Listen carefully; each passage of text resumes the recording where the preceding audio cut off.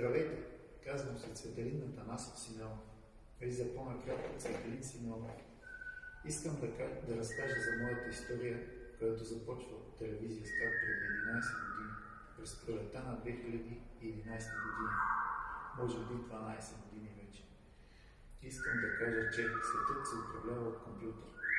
Квантов, природен, мултикомпютър.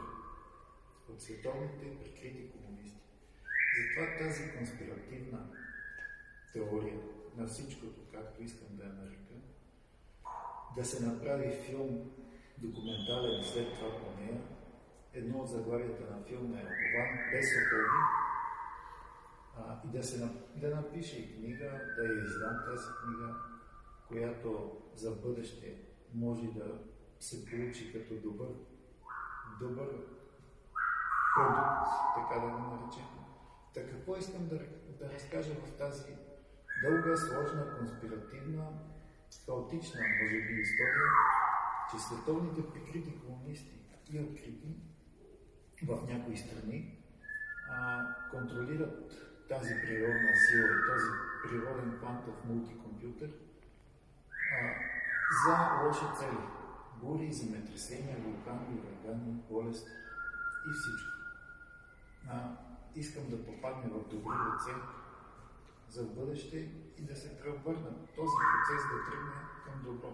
Не да се използва за добро, за лошо и за зло, а за добро да се използва тази природна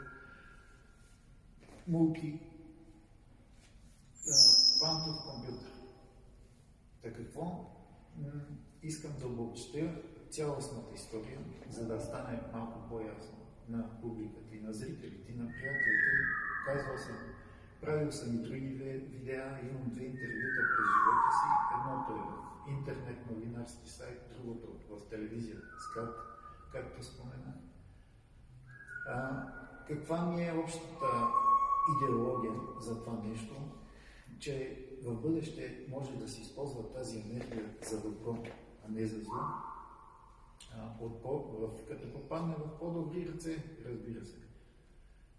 Точно как става този процес, мога да ви разясня до някъде в това видео.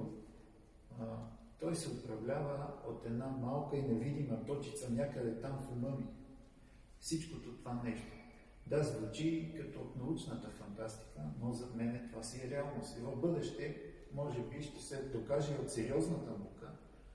Аз като един не учен, но който се интересува от наука, политика и въобще цялото, и съм заплетен в тази сложна и конспиративна и хаотична история, искам да я разкажа на света в други видеа, в бъдеще да се получи един документален филм, както споменах, книгата за лично удовлетворение и за общото благо. Затова искам и трябва да получа помощ от демократически формации и партии, както вече знаете, има много в България, той по света, но конкретно в България, за да достигне до някъде от големите и сериозни медии това нещо, за да може да се промени хода и процесите, прикритите процеси в света и в България. С този квантов компютър те управляват, както казвах, и нашите мисли, и чувства и поведения, за да може да попадне в добри, аз не знам кои са добри ръце, но предполагам, защото демокрацията е нещо свещено за мен. И не само за мен, за повечето хора по света. Затова хората се борят за демокрация. И не само се борят, а и искат демокрация.